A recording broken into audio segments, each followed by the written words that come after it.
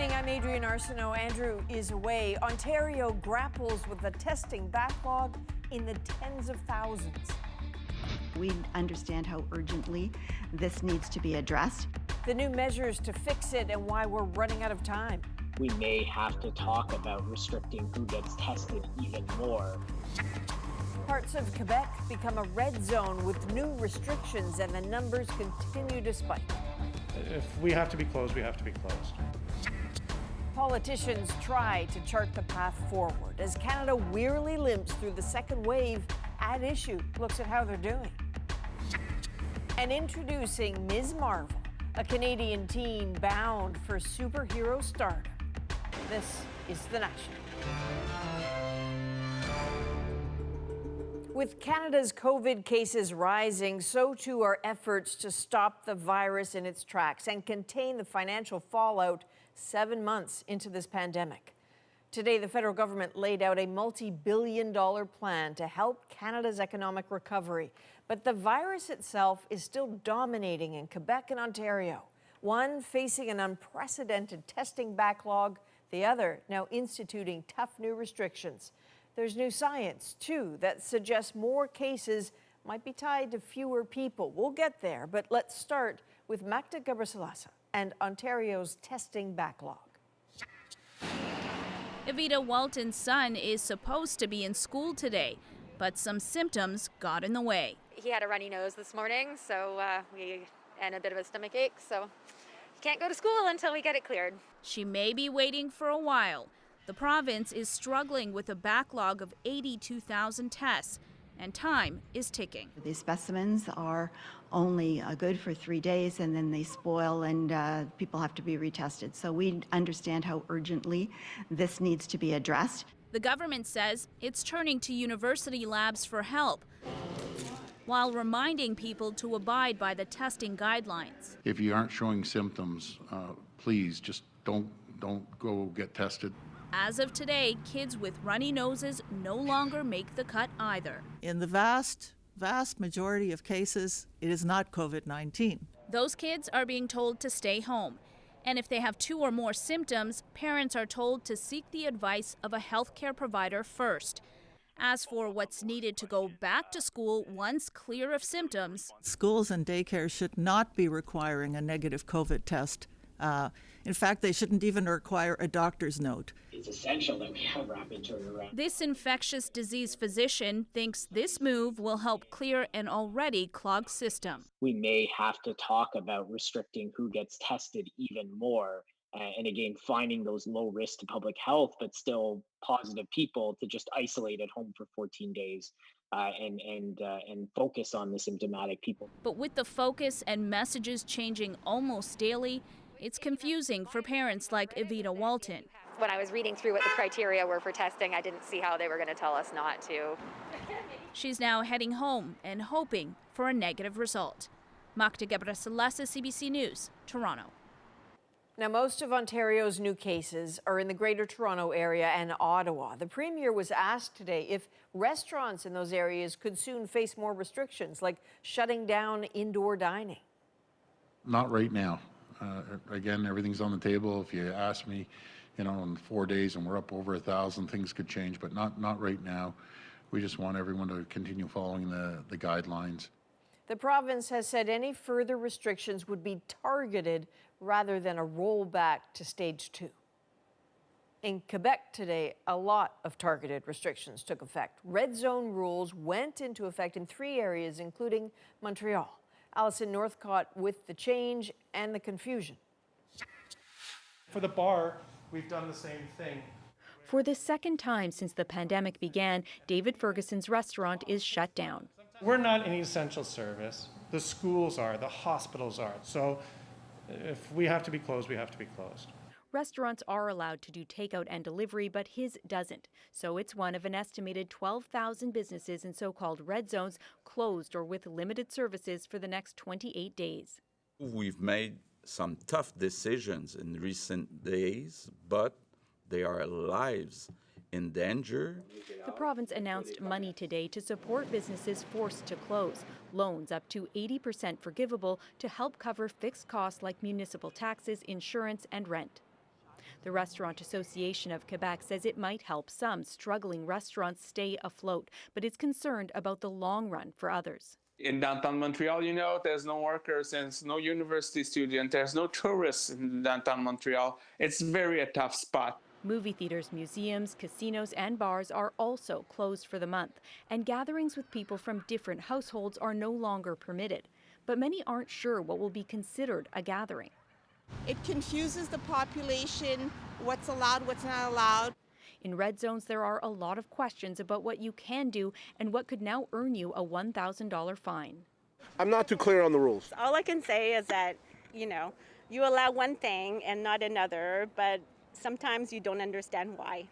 The province says the rules can't address every possible social scenario, so it's asking people to use their judgment and just avoid social gatherings.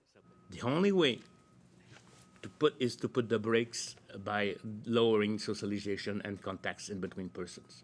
Ferguson says he's hoping to welcome customers back in 28 days, but he's also bracing himself for more shutdowns in the months ahead. Alison Northcott, CBC News, Montreal.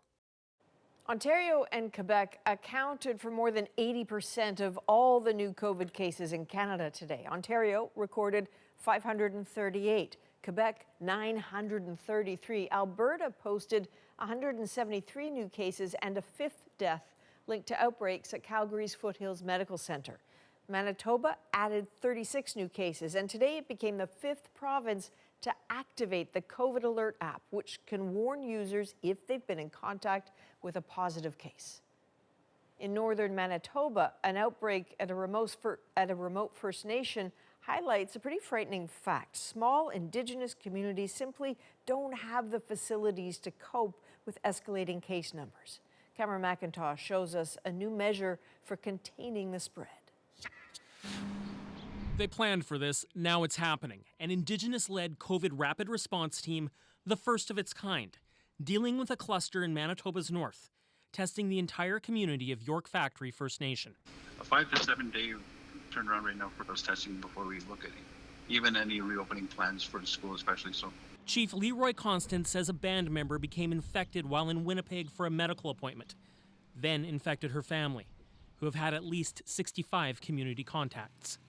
And it is a good example of how easily it can be picked up and how contagious it is. Led by the University of Manitoba's Ongamusin Indigenous Health Institute, a doctor, 3 nurses, and 2 therapists are conducting testing while the community locks itself down. It's the first time that this intervention has been done. Drastic measures to prevent a much bigger spread, says Dr. Barry Lavallee. Where there's no place to isolate safely or comfortably. Throughout the pandemic, there have been 683 positive cases on First Nations with 12 deaths. 120 cases are currently active. Overall, the test positivity rate remains below the Canadian average. We'll continue monitoring the situation quite closely. Thank you. The Indigenous Services Minister says situations like in York Factory are worrisome as a second wave looms. $2.2 billion has been allotted to deal with COVID in First Nations, including initiatives like the Rapid Response Team. Meanwhile, other communities already closed off are shutting down further. Manitoba's Pimichikamak Cree Nation is restricting all travel. We are trying to manage how people are coming in and going in our community. So right now we had the complete lockdown. People have to abide by the rules that we're putting in place just to keep the community safe. Still, leaders concede that's coming at a great emotional cost. The pressure and isolation many First Nations are feeling is leading to a COVID-induced mental health epidemic. Cameron McIntosh, CBC News, Winnipeg. A close advisor to President Trump has tested positive for the coronavirus. Hope Hicks traveled with the president multiple times this week. She was on board Air Force One to Tuesday's debate in Cleveland and to his rally in Minnesota on Wednesday. Hicks previously served as the White House communications director. She rejoined the administration this year ahead of the election. Now, key to stopping the spread of this virus is understanding who's likely to spread it. Christine Birak shows us a new study which suggests some people spread more than others.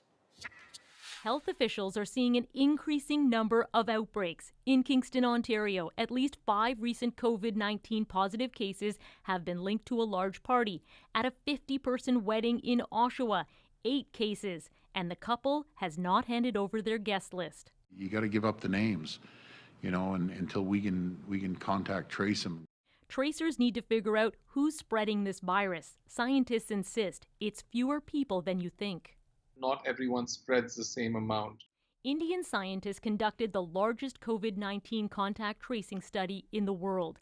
It suggests the epidemic is being driven by a small number of infected people. It is known from the scientific literature that not everyone sheds virus the same way, or that they have equal levels of viral load.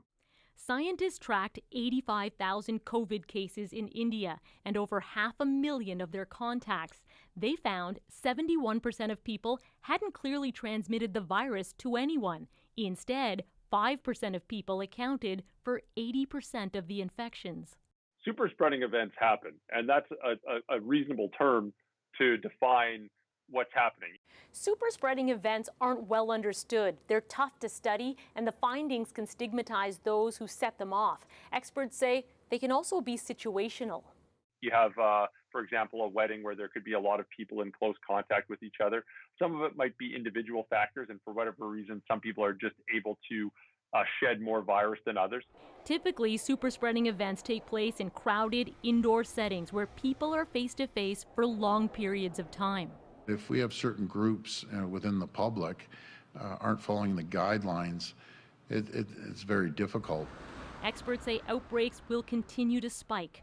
The weather is changing, and people are moving indoors. Christine Birak, CBC News, Toronto. Provincial and federal governments announced billions today in new cash to help in this pandemic. As we enter the second wave of COVID-19, we need to stabilize our PSW workforce. Ontario is giving personal support workers a pay raise until March. $2 an hour for those working in hospitals, $3 for those in long-term care and home care. This will cost the province $461 million.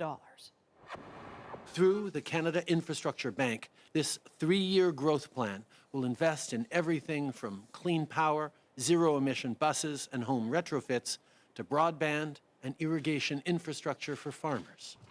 And Ottawa promised today to spend $10 billion, hoping to create 60,000 jobs and help the country recover from the pandemic. No specific projects were announced, but the money is expected to start flowing by the end of the year. Meanwhile, a commercial rent relief program is officially over today. This was a lifeline for several small businesses across Canada, but it had its critics too. Jacqueline Hansen takes a closer look. Hello. Just hanging on the next few months will come at a cost for Karen McGilvray. I'm going to use my retirement savings to pay the rent because I want to keep the business going. I love the business. Up until now, she's only paid a small share of the rent for her climbing gym because her landlord applied for the federal rent relief. But that program is now over, and she still needs support.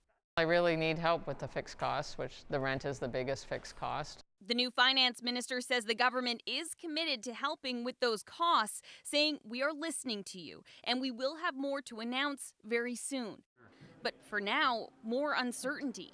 How long are small business owners going to wake up every day and wonder when they're going to hear about what supports are available to them? For months, the advocacy group Save Small Business criticized the rent program that some tenants were shut out of because landlords could choose whether or not to apply. After months of trying to get Ottawa to make fixes, the group called it quits. We wanted a broad, simple rent relief program, and we didn't get that. We got a complicated and narrow one. We're called Save Small Business, and we didn't, so we failed. They have a final urgent request for Ottawa. Don't replace the program with business loans. It has to be cash. It can't be more debt. Small businesses simply cannot take on more debt. Ottawa says 120,000 businesses benefited from the rent relief program for a total of about $1.7 billion, roughly half of what was budgeted. The landlord of Phil Chaw's escape room and cafe refused to apply.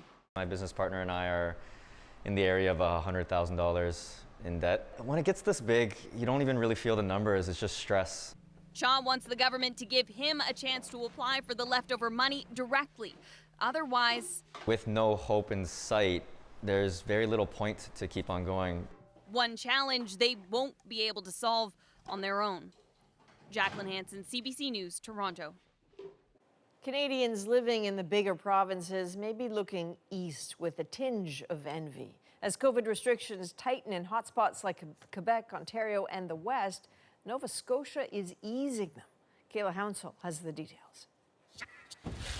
He has to get dressed before he goes into the arena, but Jack Graham doesn't mind. I'm happy to be back at hockey. I miss it a lot. These tryouts not possible until today, when the province increased the gathering limit from 10 to 50 with no physical distancing required. They're going to be able to go out, check, have face-off, have referees, have music playing, be like a rink. So I think it's fantastic. The Halifax Mooseheads are also returning with 2,000 fans in the stands. It's not our normal 10,500 screaming fans, but we're just so excited and thrilled to have fans back in the building. With only 2 cases of COVID in the province, some are calling for even more restrictions to be loosened. We need to relax a little bit to allow businesses to operate effectively in what has become a special place in North America. The Halifax Chamber of Commerce wants to increase the 2-person limit in elevators so more people who work in office towers can return. With patios closing, it also wants to allow more people inside restaurants and ease restrictions at the provincial border so people coming in don't have to isolate so long. Let's do some testing. Let's allow people to get a test even in Ontario or in Quebec, and let's let them have a second test when they arrive in Nova Scotia. This infectious diseases specialist supports some changes, but urges vigilance. While the success of the bubble in the Atlantic provinces is just, it's outstanding. It's outstanding for a reason. You know, I think if people get too cavalier or if policy gets too lax, it's conceivable that the bubble could burst. These kids are hoping nothing happens to burst their bubble of excitement. I'm really happy we get to live in Nova Scotia where we're doing it. I quote my mother here, hockey is a privilege, not a right. A privilege they hope to keep enjoying for the rest of the season. Kayla Hounsell, CBC News, Dartmouth. There was more fallout today at the Quebec hospital where an Indigenous woman was verbally abused by staff shortly before she died. An orderly is the second person to be fired after a nurse was let go, and we're learning the experience of Joyce Echaquan is similar to what a man told the Quebec government more than a year ago about that very same hospital. Sarah Levitt explains. Alain Flamand says nurses at Joliette Hospital kept saying he was there just for the drugs. Just because I'm Indigenous doesn't mean I'm on drugs, he says. Flamand says the death of Joyce Echaquan left him in shock. The Atikamekw woman died Monday, but not before filming the insults she faced. Family says Echaquan dealt with racism at the hospital often, something Flamand can relate to. He spoke about it before the Viens Commission in 2018. The inquiry looked into the treatment of Indigenous people in the province's public service. In 2017, Flamand went to the hospital 5 times over 6 months with severe back pain. Instead of getting checked, he was given pain medication and told to rest. Finally, fed up, he made the trek to Trois-Rivières, where he was admitted for emergency surgery. Many in Manawan avoid getting medical help at all. It's really serious. They just don't go. Many of them don't go, and they are more sick. They die younger. As the MNA for Joliette, Véronique Yvon says Echaquan's story is tragic. I'm sorry, I think it's a little difficult. I was totally shaken. Yvon says the Viens Commission was already full of examples of failures in the health system, cultural barriers, inequalities in access to service, and a complaint process rife with prejudice. Premier François Legault says he's been in touch with Echaquan's partner. He says the government takes the recommendations from the commission seriously but was sidelined by the pandemic. Flamand says he doesn't expect to see change. I could have easily been in Joyce's place, he says, me and many others. Sarah Levitt, CBC News, Montreal. A Calgary high school is under fire for suspending students who went public about their principal using the N-word. Students who, in this case, were doing the right thing. The reaction next. And fighting for change in Canada's universities. I had been at a blackface party while I was at a bar, I was told several times to go back to my country. How thousands of students and faculty are working to end racism. Plus, Marvel's newest superhero is yet another Canadian. We're back in 2.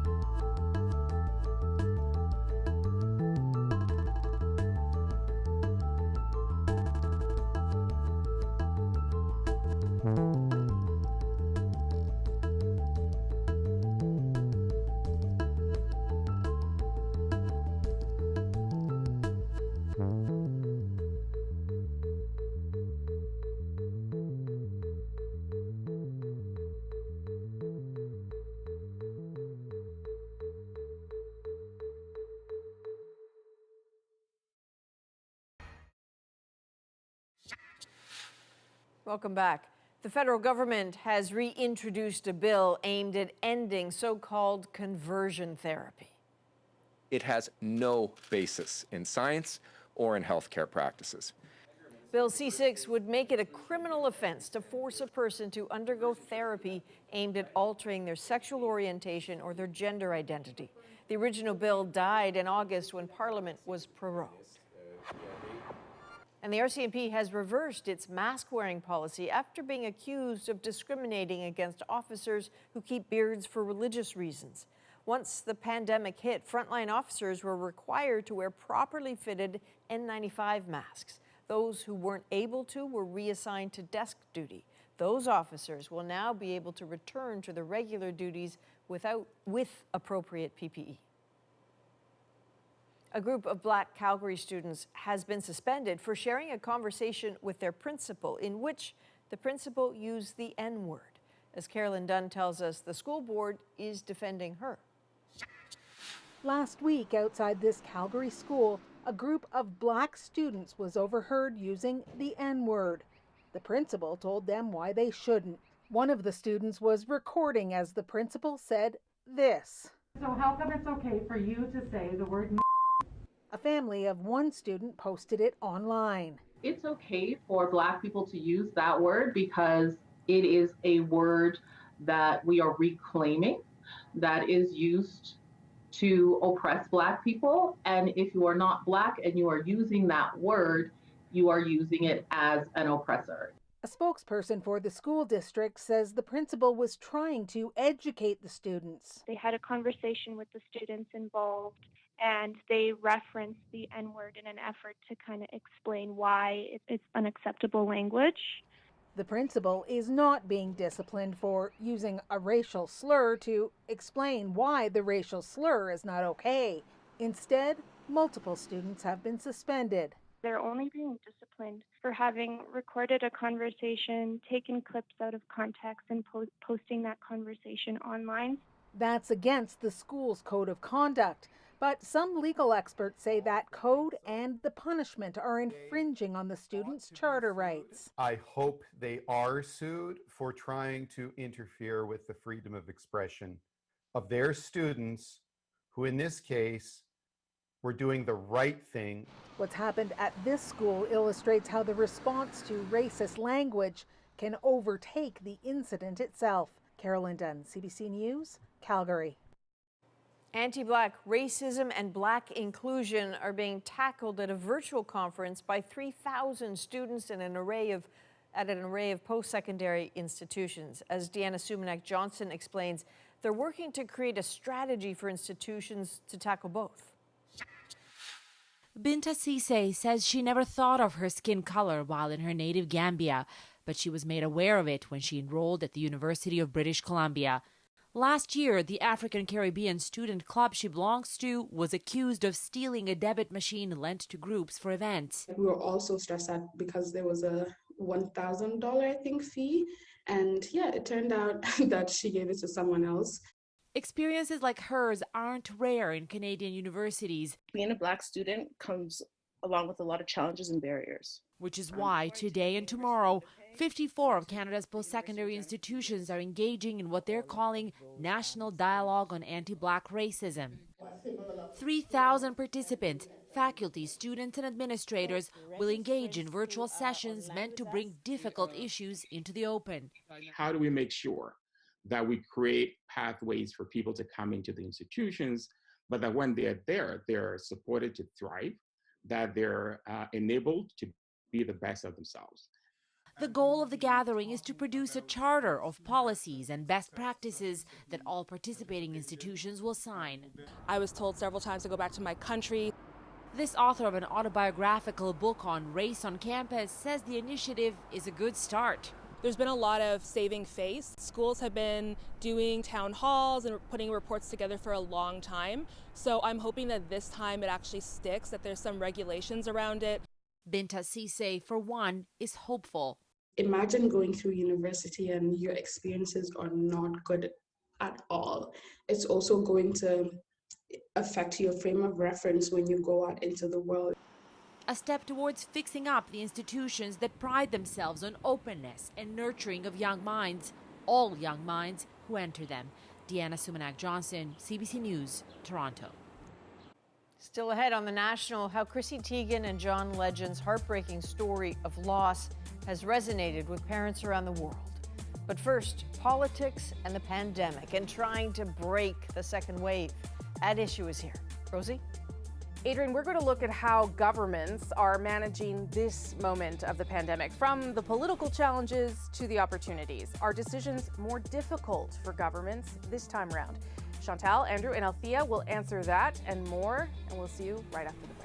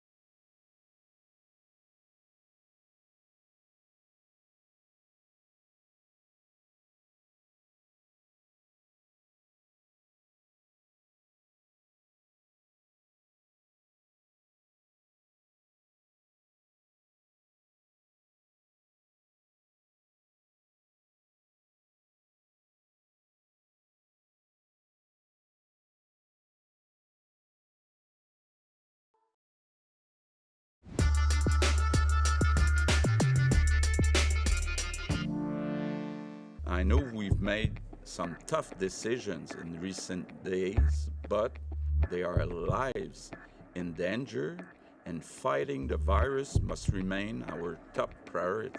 Yesterday's modeling data was a wake-up call. We could have 1,000 cases a day by mid-month. So again, I have to keep saying, please don't let your guard down. Cases of COVID-19 continue to rise in several parts of the country, and so too do the political challenges. How are governments managing this second wave of the pandemic, and at what cost? It's Thursday, and I'm here with At Issue, Chantal Hébert, Andrew Coyne, and Althea Raj. Good to see everybody. It's Quebec and Ontario obviously experiencing the biggest surge in cases, but BC is also struggling a bit. Alberta has seen a rise, and it's interesting to watch the different kinds of responses versus the first time round, where we were all sort of, just trying to figure out how to deal with it. Andrew, how much more difficult do you think it is politically trying to deal with this the second time? Are there things that they should know better or do differently? Or is the pressure sort of too much now this second time around? Well, I think it's both easier and harder. It's easier in the sense that we know a little bit more than we did in March, when we were basically completely in the dark about causes, sources, et cetera. We have a bit more data now, a bit more, I think, potential for a more surgical approach than a pure across-the-board shutdown. But it's harder in the sense that people are less frightened, frankly. In the spring, there was a real ability to mobilize the public for collective action on this because the numbers were so horrifying. The numbers seemed, until recently, to be less troublesome. But of course, the nature of this kind of thing is the exponential growth can come at you like a freight train. So I think it's a little more difficult to get the public to really pay attention and really focus in on the dangers involved here and to gather that kind of consensus. And there's also, what everyone calls sort of COVID fatigue, whether that be from the public health perspective or from sort of not being allowed to do anything and the economy being restricted. Chantal, what does that, how much more challenging does that make it politically? I think the real challenge is that you've gone from shutting everything down to a balancing act. And that is where the struggle really is, both in Quebec and Ontario. It's clear, and that would be the case no matter who would be premier, that premiers want to keep schools open, but cases are rising. It was a lot easier to just shut everything down. Yeah. They are desperately trying to avoid that. And kind of making it up as they go along.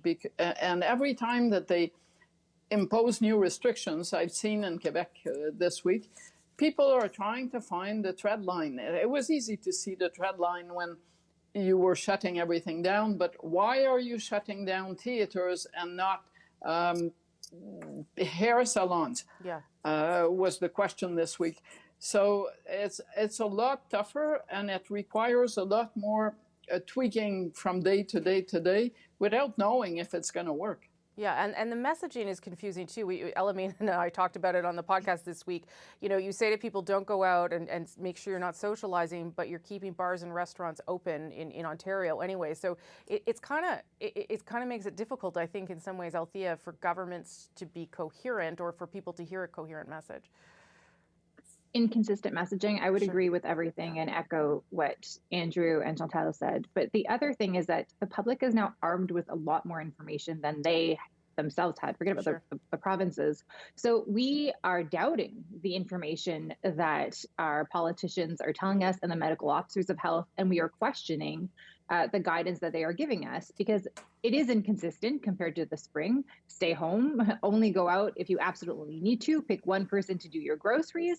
Now you're saying send your children to a classroom with 30 other kids, several of your children if you have several children in school, exposing yourself to multiple people. If you're in Quebec, the premier is saying, well, but then you can't have anybody from another address come visit you at the same time in your house unless you live alone. In Ontario, they're saying you can still do in-room dining, but the classrooms are still going to be 30 plus kids, not 15 as we originally told you in the spring, which was the guidance from the healthcare experts. So there is less willingness, I think, for people to participate in this like communal project, if you wish. The other thing I think is that we are starting to blame governments for decisions that the public think don't make any sense. That we think that they should have been prepared. They had 6 months to prepare for back to school. They don't seem to have done a great job about it. In Ontario, for example, we had 80,000 backlogs of cases. So, then there's an expectation for people. Well, you told us back in June to go get tested if we had no symptoms. Now you're saying if you have a runny nose, stay home, but you're also telling us that your kid, probably 17% of them, the kids that had COVID, had runny noses. None of this makes any sense. So I think that is really where the trouble lies. And the federal government too is trying to respond to all of this in different ways, because it's obviously different across the country, as we've talked about today, announcing a $10 billion infrastructure spending announcement. And I want to play a little bit of what the Prime Minister had to say about why that's happening now. We are, of course, primarily concerned with the situation facing so many communities around the country with the second wave of COVID-19. At the same time, though, as people are struggling through this pandemic, people are also thinking about what's next. What lessons have we learned from this pandemic? How we're going to build back better? I mean, Chantal mentioned a balancing act. I mean, that's a balancing act too, trying to see the opportunity as we're still facing the challenges, Andrew. Opportunity, political and otherwise. I mean, I still think this is vulnerable to the critique that he should be focusing on the specific task of fighting the pandemic. If there's a more core role for the state than public health, I don't know what it is. And yet, we've just been talking about the many ways in which governments have not been addressing that, have been dropping the ball on that core responsibility. And at this very moment, it seems rather odd to be saying, let's expand that into all kinds of other sectors and other kinds of other areas that have not previously been either federal or government responsibility, and to be doing so with a lot of borrowed money. So, yeah, there's an opportunity there, I suppose, because people are, we've been so thrown off of our previous benchmarks as to what fiscal responsibility amounted to. But I think there's also dangers there. Yeah, I mean, that announcement today also promised to create 60,000 jobs, which is part of their $1 million job promise. And I guess part of that, Chantal, is about sort of lining things up when or if things ever get back to normal too. Well, two things. For one, I think at this point it's harder to be a premier in Ontario, Quebec, or BC and Alberta than it is to be the Prime Minister. And that goes back to the fact that provinces are sovereign when it comes to healthcare. And when it comes to education. So they will be in the line of fire. When Paul Martin cut the rate of increase of the health transfer, he got rewarded for keeping public finances in good order federally, and the provinces paid a high price for the healthcare system cuts. So up to a point, Justin Trudeau is not in a bad place. The other thing is, I suspect the initial reaction to the throne speech is probably made the federal Liberals feel freer about doing what they wanted to do. And that is that the reception, when you look at, two polls this week, it either strengthened or improved the Liberal standing in the polls. So it seems that throne speech, despite the fact that it was panned by so many experts, did hit the mark. And then it's hard to argue that the federal government is doing nothing that is worth talking about when you have an unanimous vote in the House of Commons for the latest relief package. Yeah, which was interesting because it was far more targeted than the initial aid package. That is something, I guess, a lesson that government has already learned. Althea, your thoughts on how that balancing act that the Prime Minister sort of articulated today? Well, the infrastructure announcement is actually not really new. This $10 billion is part of their $180 billion infrastructure plan. It's all directed at things that they've outlined previously, green buses, climate adaptation, broadband internet. These are things that we've talked about during the pandemic, but these are things that Liberals had already committed to.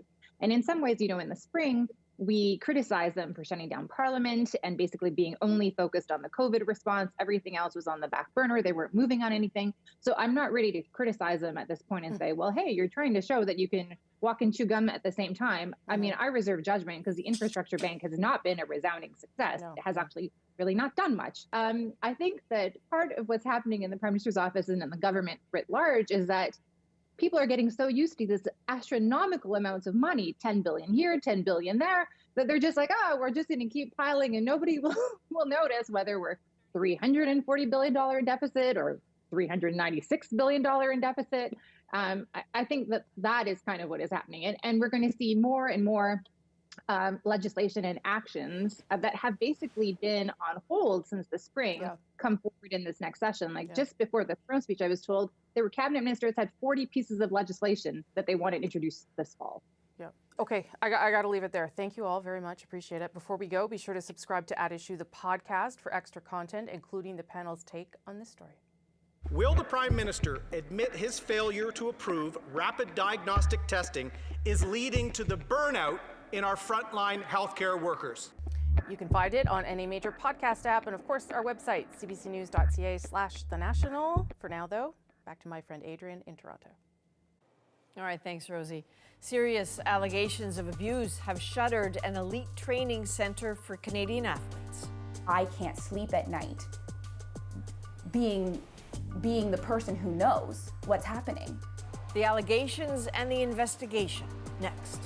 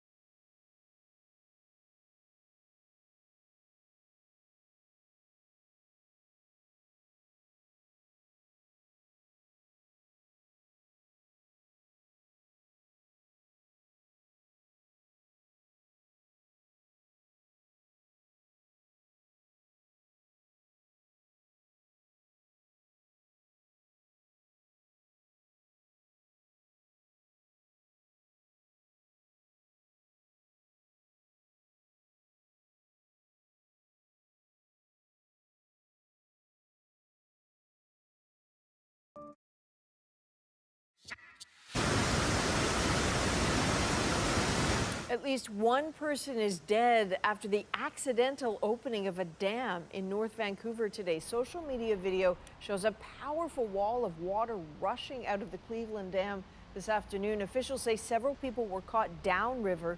Now, 2 were able to make it to shore on their own. 2 others are in stable condition after being rescued from a sandbar. City officials say it was an unexpected gate release during maintenance. Reports of verbal abuse have temporarily shut down the training centre for Canada's top artistic swimmers, formerly known as synchronized swimmers. CBC News has obtained a recording of the meeting where the swimmers were told about an external investigation into the allegations. Jacinthe Taillon has our exclusive story.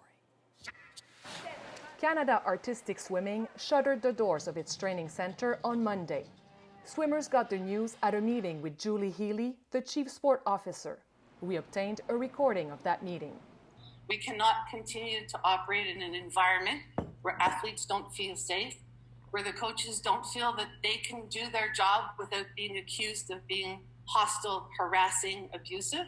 In the last few days, emails alleging abuse were sent to the Federation, prompting an external investigation. Information that came in over the weekend via email was that our training environment was unsafe, that the athletes were being forced to keep quiet about it, and about harassment and abuse. When you talk about allegations, against who? The organization, Canada Artistic Swimming, the program, our coaching staff, me. Swimmer Claudia Holzner is shocked.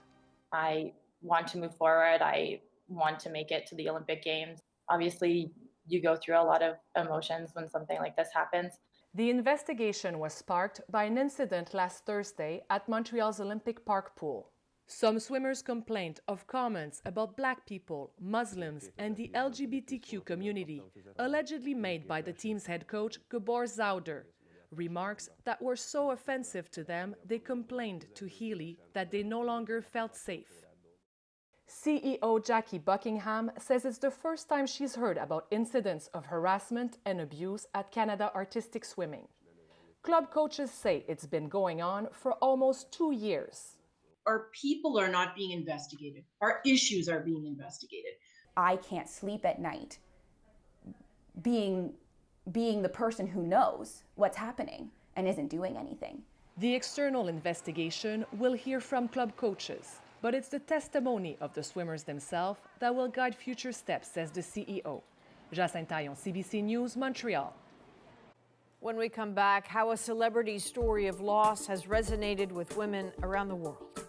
We are alone when we're in those moments, and you don't know who to turn to. You don't realize that 1 in 4 women has experienced loss. We'll be right back.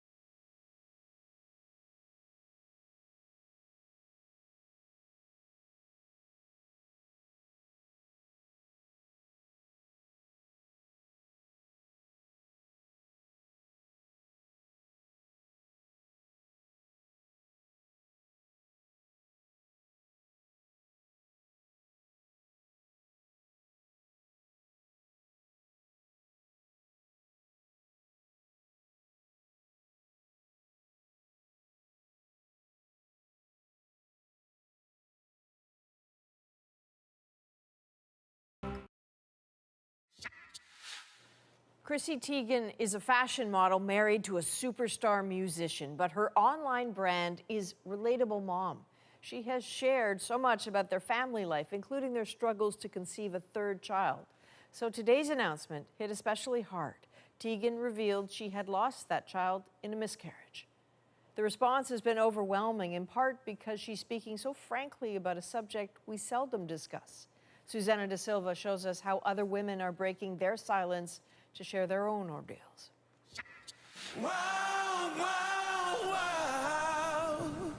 Pure joy for the world to see. Now piercing pain just as publicly on display.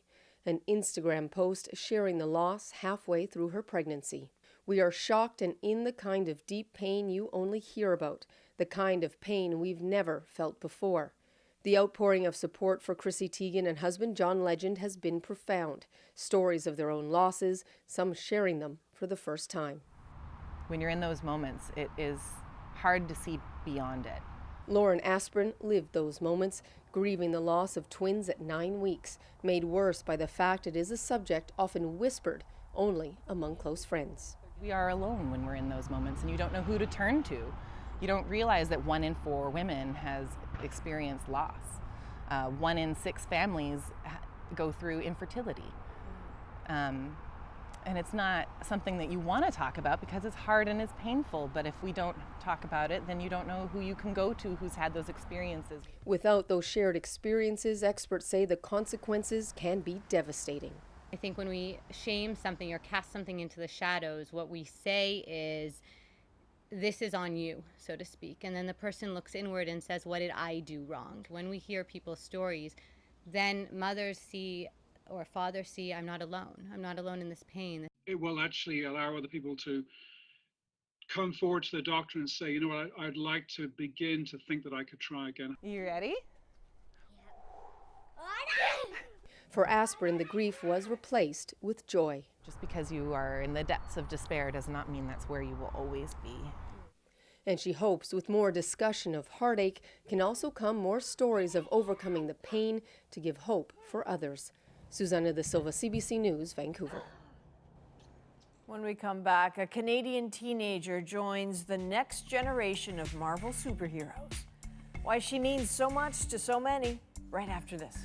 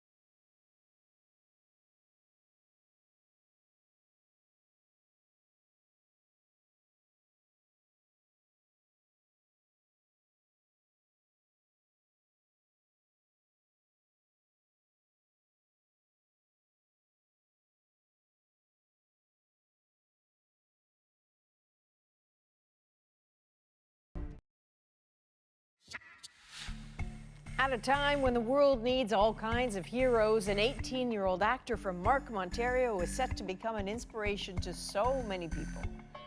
Iman Vellani has been chosen to play Marvel's first Muslim superhero in the new Disney series Ms. Marvel, and that is our moment. Ms. Marvel is the superhero identity of a regular teenage girl living with her family in New Jersey. It's a huge role for the actor from Markham, Ontario. On Instagram, she posted, "Speechless and excited. She's not the only one." Actor Kumail Nanjiani tweeted, "I just saw that they cast Ms. Marvel and legit got teary-eyed. Your work is going to mean so much to so many people." And actor-producer Mindy Kaling said, "What a joy in these trying times to see that Ms. Marvel, a Pakistani-American teen superhero, has cast its lead role, a young actress named Iman Vellani." Now, neither mentions that Vellani is Canadian, but we know, and she is just the latest Canadian to fill Marvel's film and TV ranks. Tatiana Maslany is set to star in a She-Hulk series, and Simu Liu from Kim's Convenience is playing Shang-Chi in a blockbuster movie out next summer. So Marvel needs superheroes and needs superheroes to represent. Canada's got this. So what's the story of this superhero? Well, she's just a young girl trying to protect her block and her corner store while balancing her faith, high school, and her newfound powers, and she'll be awesome. That is a national for Thursday, October the 5th. October the 1st? I have no idea. Good night.